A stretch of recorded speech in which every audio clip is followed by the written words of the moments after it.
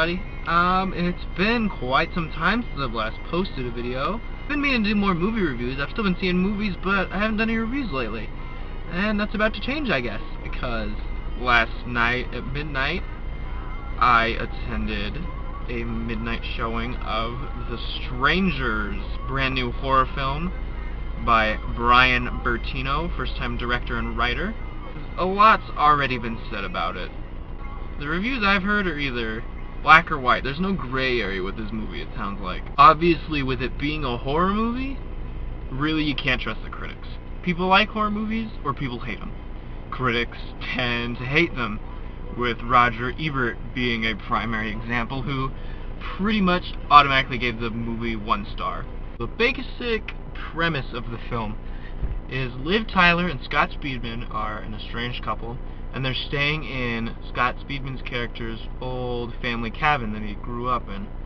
And while they're there, someone knocks on the door, and for the rest of the night they're terrorized by these 3 strangers, hey, strangers, title, in masks. So they don't know who they are. They really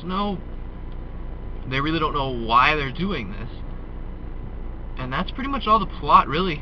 From there on, it's just them attempting to survive. A lot of horror movies like to use the true story device. They'll be like, The Strangers, based on a true story, or The Texas Chainsaw Massacre, inspired by true events. And at this point, everyone pretty much knows that the term's used very, very loosely. Like, I don't know, I've just been fiddling around with The Strangers info, and Brian Bertino, the director and the writer, said that when he was a kid, someone knocked at the door asking if someone was there, and then they found out later that his neighborhood, a bunch of houses got robbed. And I think it's also based off of something called the Cabin 28 murders, and I think there's an area called Keddie, is in California, in 1981, where 4 people were found murdered in a cabin. Now, there were 2 really, really big complaints about this movie, and there were actually things that I found made the movie more endearing. They made it different for me. And one thing would be how the main characters, Liv Tyler and Scott Speedman, fare through the ending. Because, spoiler alert, okay, I'll have a little flashing tag that says spoilers, so if you don't want spoilers, just speed through the video, and when the little tag says spoilers there, you're safe. But the events of the movie, which I think is pretty obvious from the preview, because the preview said something along the lines of the brutal events, no one really knows the truth, I kind of figured they were going to get killed, and that's what happens. And honestly, what other ending would have really worked? Everyone said it's unfulfilling, and then they suggested a more fulfilling ending would have been something like they just drop their weapons, like they're just satisfied with torturing them and not killing them. I don't know. I think it would have been cliche if the killers were killed, and extremely unrealistic at that point. When they're tied up on a couch, they were pretty much screwed. What else are they going to do besides get killed? And the relationship between these 2 characters was done differently too. From the preview, I figured they were on sort of like a little honeymoon type thing. But when it starts, it's awkward silences, and Liv Tyler's got some dried up tears in her face.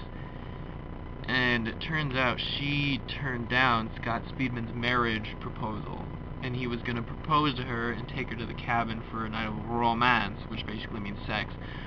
But have that, and she grows to depend on him more as they're getting attacked by the strangers.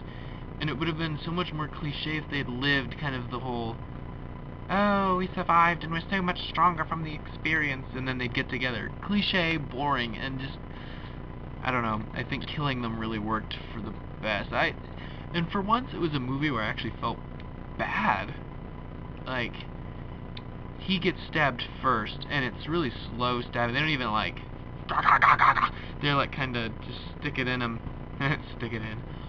But he goes first, and then when they start killing her, as she screams, just as it cuts away some outdoor shots of the cabin and stuff, and you feel bad for them. I mean, they went through all of the entire night of surviving for nothing, but it's inspiring emotion. So I don't think they could have gotten that kind of reaction from any other ending they could have managed. And I also like how they treated the strangers themselves. There was 3. There was the man in the mask, there was Dollface, and the pin-up girl. And at the end, right before they stab them actually, they take off their masks. But we don't see their faces. And people were complaining about this, saying, oh, we don't learn anything about the strangers. I think that really what was given was so much more interesting than if we were spoon-fed everything. And, you know, for the same reason people hated Cloverfield and why I loved Cloverfield, is that not everything was, like, divulged. They kind of left stuff up to your imagination. Like, we really don't know how the strangers know each other. We don't know, well, we do know why they're killing. People say that the motive's not given away. Yes, it is given away in the friggin' trailer. It says, why are you doing this? Because you were home. That's enough explanation. They were crazy, they wanted to kill someone, and Liv Tyler and Scott Speedman were wrong place, wrong time. Simple as that. And I think that that raw, just no motive, there's no explanation, it's just something that is so much more profound and so much more frightening. I mean, that's something that was really lost in Halloween. The original Halloween, and I'm talking the original 1978, none of the crappy sequels had come out. Michael Myers didn't have a motive. He didn't have a motive for killing his sister. He just, and because in the remake, he's put in this kind of typical serial killer petri dish spawning ground because he's got an abusive stepdad, a workaholic, well, not a workaholic, but a mother who has to work to support the family, and it's just dysfunction junction. And I mean, of course he's gonna go nuts. Of course he's gonna start killing people. When you're raised in that sort of an environment, it's way more likely. That's what made Halloween so much more scary. The original was, he was in like a suburb, and his parents weren't crazy, and he had like a decent life, yet he still managed to go insane, and he still killed his sister, and then he still comes back and stalks these teenage girls randomly. I mean, it was before the story arc came in with her being his sister. So at this point, like, just the established story of the first one, there was no motive, which is something that was really just, I mean, the stranger characters in the movie The Strangers were along the same lines. They didn't have any personal grudge. They didn't even freaking know these people. But they just wanted to kill for the sake of killing, which I think is really just so much more interesting than if they had explained it, or if it was someone they knew, or like just some really stupid contrived subplot. It was something that I thought helped the movie a lot more. And while on The Strangers, I think I started on this before and then went off on a tangent. They're masked the whole time until the very end where they take off their masks. But we don't see their faces. It's kind of the whole less is more principle, I think, because it would have humanized them that much more if we'd seen their faces. We're not supposed to sympathize with the killers. We're supposed to sympathize with the main characters, and making them these faceless, these frightening, barely, well, they're human, obviously. That's what was so strange, is they're masked and they're mysterious, but they've got human traits, especially Dollface, who does the most talking out of the bunch. She's the one who asks, she knocks on the door, is Tamara home, that little move, and she does the most talking. She says, hi, and then, why'd you do this? Because you were home. Those are all, it's all from her. I don't even think the other two talk. They're dehumanized. Like, Michael Myers, you see his face, and it's kind of a shocking point, because he takes his mask off in the first movie. Jamie Lee Curtis pulls it off, and you see his face like, oh, that's right, this is a human this whole time.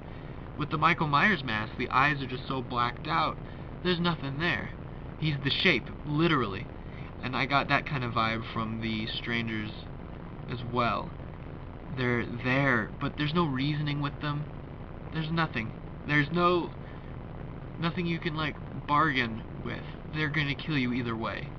I liked the movie. I really liked the movie. It was a refreshing experience because it was a horror movie where I left and for the rest of the night was looking over my shoulder just to check. I just had that feeling the whole night that someone was going to be there.